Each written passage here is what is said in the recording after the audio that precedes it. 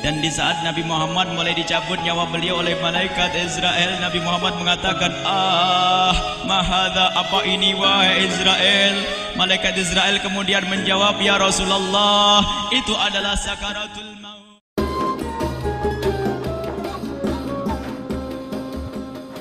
Malaikat Jibril berkata, ya Rasulullah, di depan ada malaikat Israel mau masuk. Kata Rasulullah, boleh masuk, silakan. Kemudian malaikat Israel mengucapkan salam, dan setelah mengucapkan salam, malaikat Israel menawarkan, ya Rasulullah, aku disuruh oleh Allah untuk mencabut nyawamu atau membiarkan engkau. Dalam riwayat, aku disuruh oleh Allah untuk memberikan pilihan kepadamu, al-baqa' fid dunya, tetap di dunia, atau ar-rafiqul a'la, atau dengan Allah. Nabi Muhammad menjawab, ar-rafiqul a'la, dengan Allah. Kemudian setelah itu Nabi Muhammad berdoa agar umatnya selamat. Setelah ada jaminan umatnya selamat, malaikat Israel, sudahlah, cabut nyawaku kalau memang sudah waktuku. Mulailah Nabi Muhammad dicabut nyawa beliau oleh malaikat Israel. Dan di saat Nabi Muhammad mulai dicabut nyawa beliau oleh malaikat Israel, Nabi Muhammad mengatakan, mahadha, apa ini wahai Israel? Malaikat Israel kemudian menjawab, ya Rasulullah, itu adalah sakaratul maut, itu adalah sakitnya di dalam kematian. Kemudian Nabi Muhammad mengangkat tangannya sambil berucap, la ilaha illallah, inna lil mauti la sakarat, tidak ada Tuhan selain Allah, sungguh di dalam kematian ada sakitnya, sakit kematian, yaitu sakaratul maut. Kemudian Nabi Muhammad memohon, ya Allah, Allahumma khafif alayya sakaratul maut, ya Allah, ringankan sakaratul mautku ini, ya Allah. Dijawab oleh malaikat Israel, ya Rasulullah, itu sudah aku ringankan 70 kali. Nabi Muhammad menoleh, apa malaikat Israel? Sudah kau ringankan 70 kali keringanan? Iya ya Rasulullah, sungguh aku tidak pernah mencabut seorang hamba lebih lembut dari cara mencabut nyawamu. Ini sudah aku ringankan 70 kali. Setelah itu justru Nabi Muhammad menangis, Israel, 70 kali rasanya masih sakit. Iya ya Rasulullah, memang itu sakaratul maut. Lalu bagaimana engkau mencabut umatku, wahai Israel? Allah, yang diingat siapa? Umat. Kalau engkau mencabutku dengan ringan seperti ini masih sakit, bagaimana engkau mencabut umatku, ya Israel? Dijawab oleh malaikat Israel, umatmu manusia biasa, ya aku cabut. Ya Rasulullah, begitu saja. Ya sudah, begitu habis. Nabi Muhammad menangis. Tiba-tiba Nabi Muhammad mengangkat tangan dan memohon kepada Allah, Allah, Allah, inna lil mauti la sakarat, la ilaha illallah, inna lil mauti la sakarat, sungguh di dalam kematian ada sakaratul maut. Allahumma khaffif ala ummati sakarat maut, ya Allah, ringankan dari umatku sakaratul maut, wa thaqqil alayya, dan bebankan kepadaku. Sampai tidak sadar doanya Nabi Muhammad seperti itu, thaqqil alayya, itu doa cinta. Seorang ibu yang pernah punya anak, tuh lihat kalau doa Rasulullah ini masih dilakukan. Bagaimana Rasulullah bisa doa begitu? Itu bahasa cinta yang tidak bisa diterjemahkan dengan oleh akal. Seorang ibu kadang-kadang, ibu yang di belakang nih, ibu mau dikasih sakit oleh Allah? Mau, Bu? Ibu jauh sekali. Ibu mau dikasih sakit? Jawabnya tidak mau. Tapi suatu ketika seorang ibu melihat anaknya sakit, ngomong, sudahlah nak, jangan kamu yang sakit, biar ibu yang sakit. Ada atau tidak? Kenapa ngomong begitu? Itu bahasa cinta itu. Tidak rela kalau anak ini sakit, biar aku saja yang sakit. Itu yang dirasakan Rasulullah. Sakaratul maut begitu sakitnya, membayangkan betapa sakitnya umat Nabi Muhammad di saat dicabut nyawa beliau. Maka Rasulullah mengatakan, ya Allah, ringankan sakaratul maut dari umatku, bebankan kepadaku saja, ya Allah. Wala sawfa yu'tika fatarda. Permintaan Nabi Muhammad tidak ditolak oleh Allah, dikabul dan dikabul, wahai Muhammad. Sallu ala Nabi Muhammad. Dan benar, sakaratul maut kita ditahan oleh Rasulullah, ditanggung oleh Rasulullah, sehingga digambarkan oleh Imam Bukhari di saat Nabi Muhammad dicabut nyawa beliau, Siti Aisyah yang ada di situ. Rasulullah berada di pangkuan Siti Aisyah, yang saat itu Siti Aisyah melihat keringat dingin keluar dari kening Rasulullah. Siti Aisyah tidak pernah melihat keringat keluar seperti itu.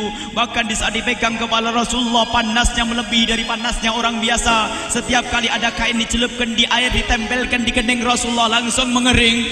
Saat itu Nabi Muhammad mengucapkan kalimat la ilaha illallah innal lil mauti la sakarat. Kemudian Nabi Muhammad berpesan dengan banyak pesan, dan di antara pesan Rasulullah adalah akri minni ala ummati salam, akri minni salam ala ummati wa ala man ittaba'ani wa ala man tabi'ani min ila yaumil qiyamati. Aku titip salam kepada umatku dan orang yang mengikutiku sampai hari kiamat. Sadari salam Rasulullah. Sebelum meninggal masih ingat titip salam. Salam kepada siapa? Bukan salam kepada siapa-siapa, tapi salam kepada kita. Maka mari kita mengucapkan salam kepada Rasulullah, karena Rasulullah sudah salam duluan kepada kita. Mari kita sejenak bersalam kepada Rasulullah dan hadirkan Rasulullah ada di mata kita dan di hati kita. Mari kita bersama-sama mengucapkan salam. Assalamualaikum ya Rasulullah. Assalamualaikum ya Rasulullah. Assalamualaikum ya Habiballah. Assalamualaikum ya Nabi Allah. Rasulullah mengucapkan salam untuk kita. Dan di saat itu Rasulullah keringat dingin keluar, maka oleh Siti Aisyah diusap. Oleh Siti Aisyah diusap. Bayangkan saat itu Nabi Muhammad di pangkuan Siti Aisyah dan diusap oleh Siti Aisyah. Siti Aisyah berkata, keringat Rasulullah mengucur deras hingga aku usap, dan aku usap dengan tangannya Rasulullah. Diusap dengan tangannya Rasulullah. Siti Aisyah memegang tangan Rasulullah sendiri yang digunakan untuk mengusap keringat Rasulullah. Sahabat bertanya, Aisyah, kenapa harus dengan tangan Rasulullah tidak dengan tanganmu? Lihat jawab Siti Aisyah, karena tangan Rasulullah lebih lembut dari tanganku. Sallu ala Nabi Muhammad. Masih sempat nyanjung itu sahabat Nabi. Dalam keadaan begitu masih menyadari kelembutan tangan Rasulullah, jasad Rasulullah, kemuliaan Rasulullah sallallahu alaihi wasallam. Dan aku lebih menginginkan bahwasanya yang menyentuh jidat Nabi Muhammad adalah tangan yang paling mulia di dunia dan di akhirat. Siti Aisyah nggak berani menyentuhkan. Pengennya yang disentuhkan di kening Rasulullah adalah tangannya Rasulullah sallallahu alaihi wasallam. Kemudian setelah itu Nabi Muhammad merasakan sakit yang sangat untuk kita. Kemudian Nabi Muhammad mengangkat tangan tinggi-tinggi mengucapkan la ilaha illallah inna lil mauti la sakarat. Tiba-tiba tangan itu semakin turun dan ditangkap oleh Siti Aisyah. Dan di saat tangan itu jatuh di tangan Siti Aisyah, kemudian tiba-tiba paha Siti Aisyah merasakan berat kepala suci Rasulullah. Dan saat itu Siti Aisyah sadar bahwasanya Rasulullah sudah kembali kepada Allah Subhanahu wa taala. Sallu ala Nabi Muhammad. Siti Aisyah bingung di saat melihat seperti itu. Ditaruh pelan-pelan wajah Rasulullah sambil menangis lalu berkata, Rasulullah sudah meninggal. Para sahabat Nabi pada bingung. Sayyidina Ali tiba-tiba terduduk, nggak bisa berdiri. Sayyidina Utsman nggak bisa ngomong. Ada orang Sayyidina Zaid berkata, aku baru melihat Rasulullah. Setelah ini aku tidak mau melihat lagi selain Rasulullah. Ya Allah, butakan mataku. Aku tidak ingin aku kotori mataku dengan selain Rasulullah. Dan dibutakan oleh Allah. Bermacam-macam kejadian saat itu. Madinah heboh luar biasa dengan meninggalnya Rasulullah sallallahu alaihi wasallam. Dan sungguh meninggalnya Nabi Muhammad adalah menghidupkan hati yang mati kalau orang faham. Tiba-tiba Sayyidina Abu Bakar datang. Setelah Sayyidina Umar mengatakan, siapa yang mengatakan Muhammad meninggal akan aku penggal lehernya.